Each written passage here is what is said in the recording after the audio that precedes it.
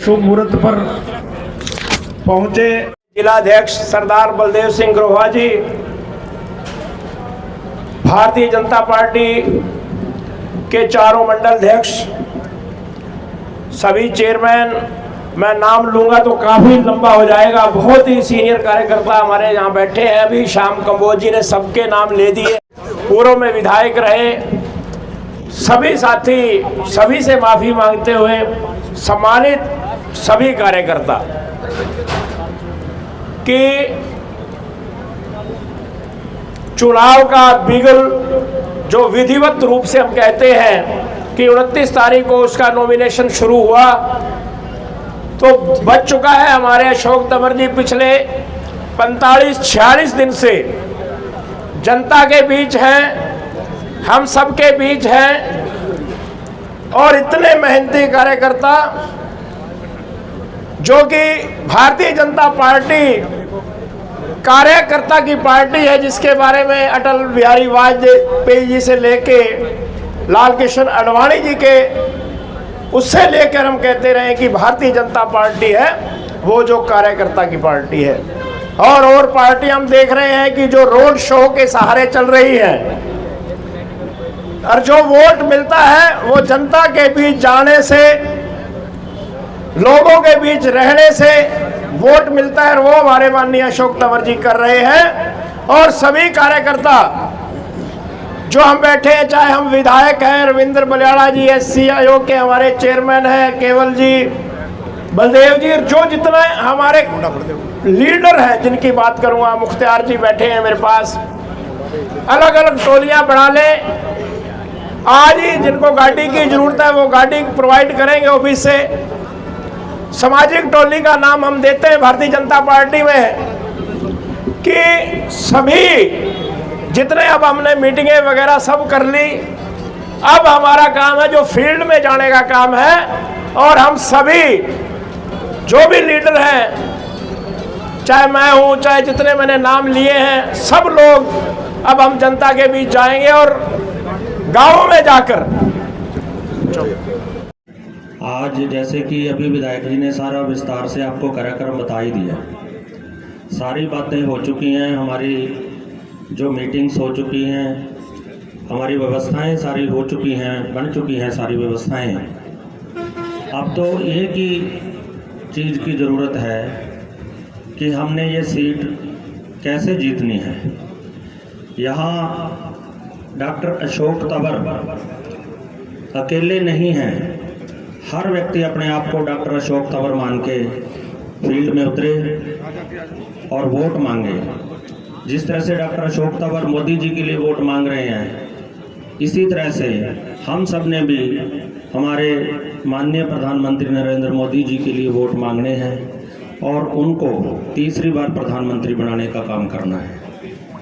इतने काम हुए हैं, 2014 और 2024 आ गया है, उससे पहले की बात करें और आज जो 10 सालों का माननीय मोदी जी का शासन रहा और 9.5 साल का हरियाणा के अंदर भारतीय जनता पार्टी का माननीय मुख्यमंत्री नायब सैनी जी हैं, अब 2-3 महीने से, और उससे पहले मनोहर लाल जी थे। तो वो शासनकाल आप तुलना करके देख लीजिए कि व्यवस्थाएं बदल गई हैं। पहले क्या था, भी विधायक जी कह रहे थे कि बिजली गाँवों के अंदर ना कोई टेबल फैन नहीं खरीदता था, कहते थे यार लाइट तो आनी नहीं है, क्या करेंगे। आज गाँवों के अंदर एसी लगे हुए हैं, घर घर में देखना, बहुत एसी लगे हुए हैं गाँव के अंदर। आज सफाई की बात यदि करें, हमारी माताएं बहनें और जो बड़े बुजुर्ग लोग थे और है वो लौटा उठा के बाहर जाया करते थे, तो आज हर घर के अंदर टॉयलेट बना हुआ है। ये किसकी देन है? माननीय प्रधानमंत्री नरेंद्र मोदी जी की देन है। यदि ये सड़कें, हाईवेज, इतना जो विकास के काम है वो कैसे हुए हैं, ये एक सोच की बात है। आज गाँव के अंदर ऐसी कोई जगह नहीं है कि जहाँ कोई ईंट लगाने के लिए कोई कच्ची जगह बची हो। गांव के अंदर आप घूम के देखिए कि ऐसे लग रहा है कि जैसे शहरों में घूम रहे हैं। हमारे जो पंचायत घर बने हैं वो कितने बढ़िया बने हुए हैं। हमारे जो शमशान घाट है कितने बढ़िया बने हुए हैं, तालाब है जैसे अमृत सरोवर। और क्योंकि सारे पंच, सरपंच, एमसी, जिला परिषद, ब्लॉक समिति, पूर्व सरपंच, सभी सामाजिक संस्थाओं के हमारे अध्यक्ष और यहाँ पर पूरी आज लीडरशिप आई हुई है, हमारे एमएलए, पूर्व एमएलए, जिले के अध्यक्ष। तो मैं बिना नाम की औपचारिकता में जाए, आप सबको जानते हो, सबने अपनी अपनी बात रखी। यहाँ पहुँचे हुए तमाम साथियों का जो आज कार्यालय के शुभारंभ के मौके पर पहुँचे हैं, मैं उनका अपनी तरफ से, सभी नेताओं की तरफ से बहुत बहुत स्वागत करता हूँ, बहुत बहुत अभिनंदन करता हूँ और आप सबको बहुत बहुत बधाई देता हूँ। अभी मेरे से पहले नापा जी ने, बलियाला जी ने बहुत विस्तार से बात रखी कि प्रदेश की सरकार ने किस तरीके से रतिया को चमकाने के लिए, इस हरियाणा को आगे बढ़ाने के लिए किसान, मजदूर, गरीब आदमी, छोटे छोटे दुकानदार, युवाओं के कल्याण के लिए क्या क्या योजनाएं चलाई और कैसे जो एक बड़े गांव का रूप था आज से कुछ वर्ष पहले, आज मैं समझता हूं कि एक अच्छे छोटे शहर का रूप इस रतिया ने लिया है। और आप सबका सहयोग, आशीर्वाद, समर्थन मिलेगा। आपकी वोट की ताकत से अच्छा नेतृत्व, अच्छी नीतियां, अच्छे कार्यक्रम, अच्छे फैसले होंगे तो ये रतिया और तेजी के साथ हरियाणा और देश के मानचित्र पर होगा। ये आप आज यहाँ से जिस तरीके से मोदी जी की गारंटी है वो हम सब की गारंटी के रूप में लेकर के जा सकते हैं। बहुत सी बातें कही, मैं तुम बातों को दोहराना नहीं चाहूंगा कि किस तरीके से नरेंद्र मोदी जी के नेतृत्व में पिछले 10 वर्षों में कैसे कैसे ऐतिहासिक फैसले हुए। राम मंदिर का मामला है, करतारपुर साहिब कॉरिडोर उसकी शुरुआत हुई, धारा 370 खत्म हुई, 3 तलाक कानून खत्म कर दिया, महिलाओं के लिए विधानसभा और लोकसभा में 1/3 आरक्षण, जैसे हमारे पंचायतों में है, जैसे हमारे लोकल बॉडीज में है, उस तरीके से शुरुआत भविष्य में उसकी भी हो गई। आज पूरी दुनिया नरेंद्र मोदी जी के नेतृत्व का लोहा मानती है। वो इसलिए मानती है कि वो व्यक्ति, उन्होंने भारत माता के एक महान सपूत की जिम्मेदारी निभाई है। चाहे वो अभी यूक्रेन रशिया का युद्ध हो, युद्ध विराम करवा करके 2-3 दिन के लिए हजारों बच्चों को निकालने का काम किया। ऐसी मिसाल मैं नहीं समझता कि कोई और मिलती है। इस युद्ध के दौरान भी कोई और देश नहीं ये कर पाया जो आदरणीय नरेंद्र मोदी जी ने और भारत की सरकार ने, बीजेपी की सरकार ने करके दिखाया। अगर समुद्री लुटेरे, डाकू, उन्होंने समुद्री जहाजों के ऊपर कब्जा किया, चाहे वो भारतवर्ष का था चाहे कोई और था, उनको छुड़वाने का काम किया और पाकिस्तान के भी उसमें जो जहाज थे पानी के वो छुड़वाए, तो पाकिस्तान में जय जय मोदी, घर घर मोदी के नारे लगे। ये उपलब्धियां है। आज चाहे चीन, पाकिस्तान, कोई और देश हो, वो हमारी तरफ जैसे पहले देखता था वैसे नहीं देख सकता।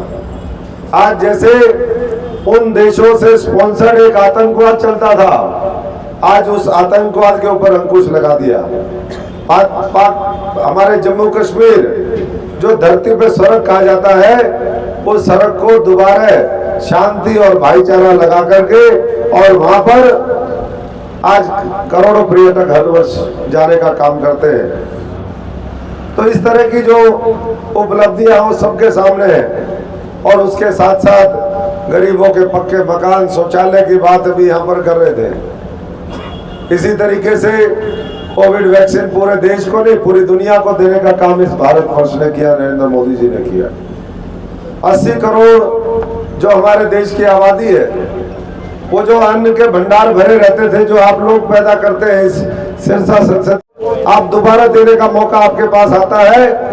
लेकिन जब आप वोट देते हैं तो आने वाले 10 साल, 20 साल, 50 साल, 100 साल के लिए आप फैसला लेते हैं कि कैसी सरकार आएगी, कैसे काम करेगी। और आज 140 करोड़ लोगों के भाग्य के निर्धारण का ये चुनाव है। इसलिए मैं सबसे अनुरोध करूंगा, सोच समझ करके फैसला करिए।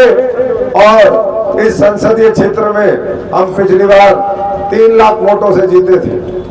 सब साथियों ने, जब वो 5 साल का मोदी जी का कार्यकाल था और उस समय जो उपलब्धि थी वो अलग थी, उसके बाद ये जो मैंने गिनाई ये 5 साल की उपलब्धियां है।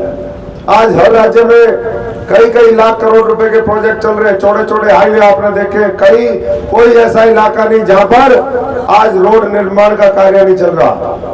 चुनाव लड़ने के लिए आए हैं मदान, उनके जब समय में अगर हम पीछे दोहराए तो उनके जो रिश्तेदार थे उन्होंने 250 करोड़ 300 करोड़ के घोटाले किए हुए।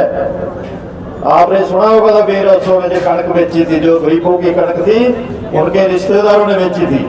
एक और दुहाई देते हैं वो, संविधान खतरे में है। अरे संविधान तो तब खतरे में था, अगर वो कांग्रेस की सरकार आ जाती तो आज कर्फ्यू लगा करके सबको अंदर ठोक देती, इमरजेंसी लगा देती, विपक्ष के नेताओं को सबको अंदर ठोक देती। लेकिन जो घोटालेबाज, जितने घोटालेबाज इकट्ठे होकर के हमारे सामने मैदान में आए हैं, अब देखो 2-4 तो जेल में है, अब नई जड़ें भी तैयार हो रही हैं। आगे मोदी जी ने कहा है 5 महीनों में जो घोटालेबाज आपको सड़कों पे नहीं मिलेंगे, इनकी जगह जगह वहां पहुंचा दिए जाएंगे। इसलिए साथियों घबराओ नहीं। क्या संदेश है कार्यकर्ताओं को?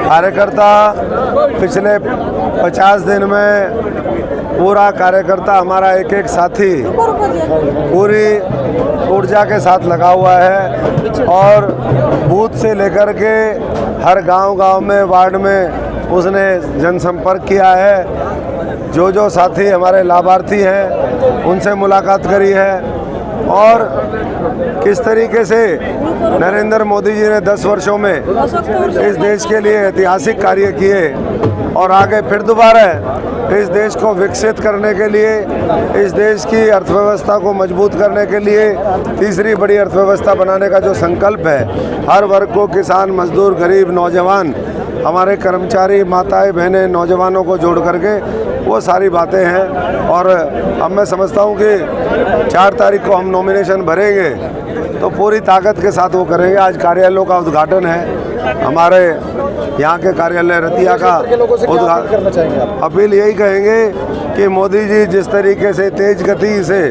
देश को आगे लेके जा रहे हैं, अभी ये प्रयोग करने का समय नहीं है। चलती गाड़ी 200 की स्पीड पे जब गाड़ी चलती हो तो ड्राइवर बदला नहीं जाता।